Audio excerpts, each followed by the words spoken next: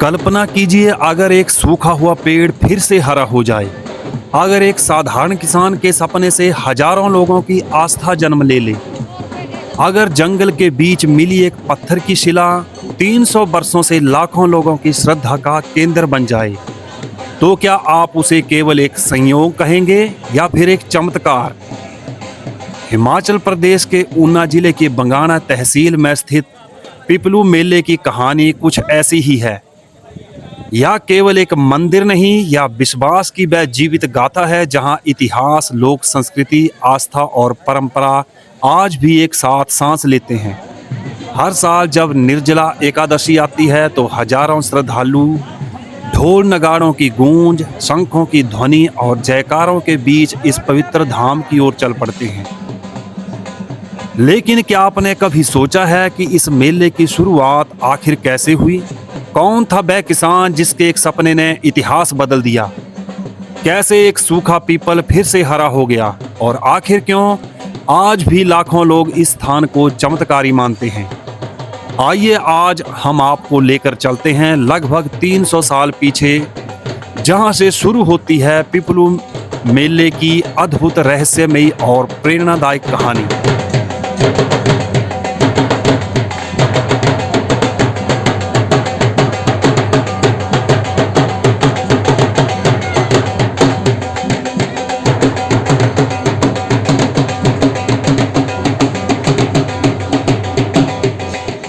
हिमाचल प्रदेश की पहाड़ियों के बीच घने जंगलों से घिरा एक ऐसा स्थान जहां आज भी लोग सिर्फ दर्शन करने नहीं बल्कि एक चमत्कार को महसूस करने आते हैं। हर साल जून के महीने में ऊना जिले की बंगाणा तहसील का एक शांत इलाका अचानक हजारों कदमों की आहट से गूंज उठता है।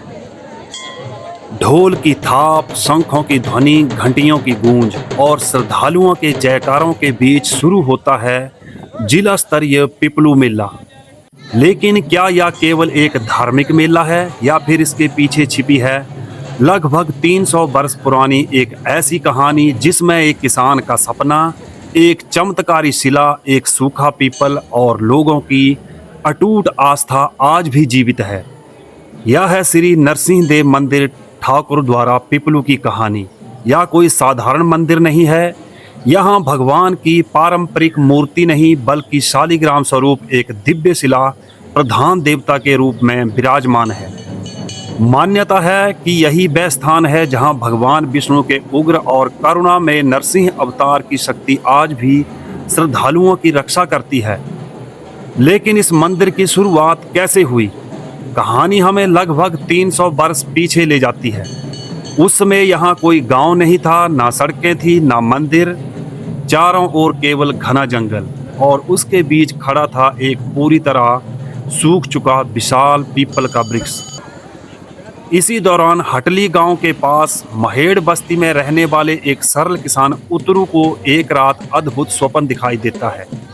सफेद वस्त्र पहने एक दिव्य पुरुष उससे कहते हैं, मैं जंगल में झाड़ियों के नीचे शिला के रूप में दबा हूँ, मुझे निकालकर उस सूखे पीपल के नीचे स्थापित करो। सुबह होते ही उतरू औजार लेकर बताए गए स्थान पर पहुंचता है। कुछ ही देर की खुदाई में उसे एक सपाट पत्थर की शिला मिल जाती है। लेकिन यहीं से कहानी अप्रत्याशित मोड़ लेती है। वह दिव्य आदेश भूल जाता है और शिला को अपने घर की पशुशाला में रख देता है। कहते हैं उसी क्षण उसकी आंखों की रोशनी चली जाती है। रात को वही दिव्य पुरुष फिर स्वप्न में प्रकट होते हैं और कहते हैं, यह स्थान मेरा नहीं है, मुझे वहां पहुंचाओ जहां मैंने कहा था। अगली सुबह उतरू पश्चाताप करता है। जैसे ही वह शिला के सामने क्षमा मांगता है, उसकी आंखों की रोशनी लौट आती है। यह घटना पूरे क्षेत्र में फैल जाती है। गांव के लोग मिलकर उस शिला को अपने सिर पर उठाते हैं, घने जंगल पार करते हैं और सूखे पीपल के नीचे स्थापित कर देते हैं। इसके बाद जो हुआ उसे आज भी लोग इस मंदिर का सबसे बड़ा चमत्कार मानते हैं। जो पीपल का पेड़ बरसों से सूखा पड़ा था, उसमें फिर से नई कोपलें फूटने लगी। धीरे धीरे पूरा वृक्ष फिर से हरा भरा हो गया। यहीं से शुरू हुई पिपलू मेले की पहचान। लोग दूर दूर से आने लगे, मनोकामनाएं पूरी होने लगी। और एक वीरान जंगल धीरे धीरे आस्था के सबसे बड़े केंद्रों में बदल गया।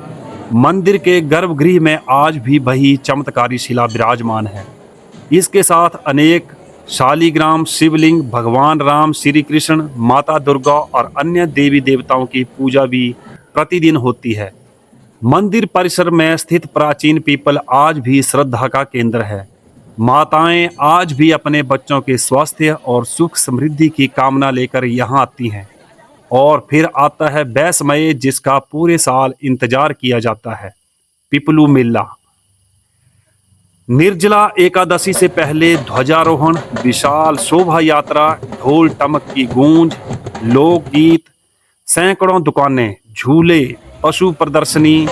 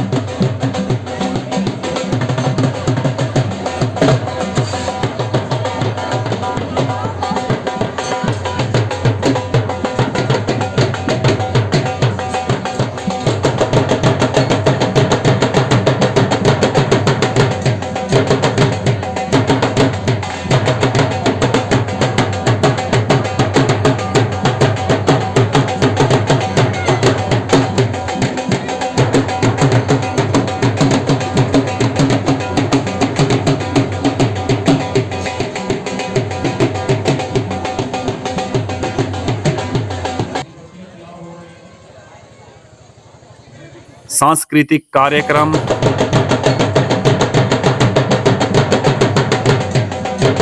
शरबत की छबीलें, विशाल भंडारे और हजारों श्रद्धालुओं की आस्था।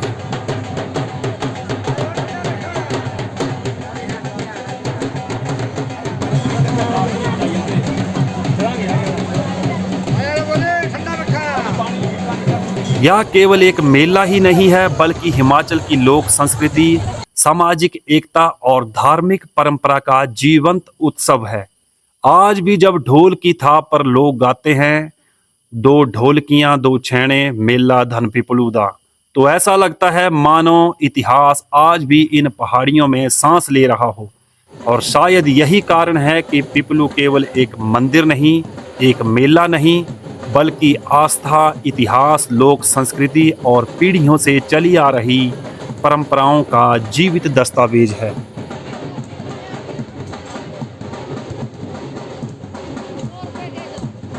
जब मेला समाप्त हो जाता है, दुकानें चली जाती हैं, झूले उतर जाते हैं, ढोल की थाप शांत हो जाती है। लेकिन पिपलू मेले की कहानी यहीं खत्म नहीं होती, क्योंकि किसी मंदिर की पहचान उसकी ऊंची दीवारों से नहीं, बल्कि उन लोगों की आस्था से होती है जो पीढ़ी दर पीढ़ी उसकी परंपराओं को जीवित रखते हैं। पिपलू मेला हमें सिखाता है कि इतिहास केवल किताबों में ही नहीं मिलता, वह लोक गीतों में भी जीवित रहता है, वह मेलों की रौनक में भी बसता है, वह पीढ़ियों से चले आ रहे विश्वास में भी सांस लेता है। और शायद यही कारण है कि 300 साल बाद भी एक किसान का सपना, एक चमत्कारी शिला और एक सूखा पीपल आज भी हजारों लोगों को यहाँ खींच लाता है। यदि हमारी नई पीढ़ी ऐसे तीर्थों, मेलों और अपनी लोक परंपराओं को समझेगी, तो केवल संस्कृति ही नहीं बचेगी, बल्कि अपनी पहचान भी सुरक्षित रहेगी। क्योंकि जिस समाज को अपने इतिहास पर गर्व होता है, उसका भविष्य भी उतना ही मजबूत होता है। यही है पिपलू मेले की सबसे बड़ी विरासत और यही है इस मेले का सबसे बड़ा संदेश।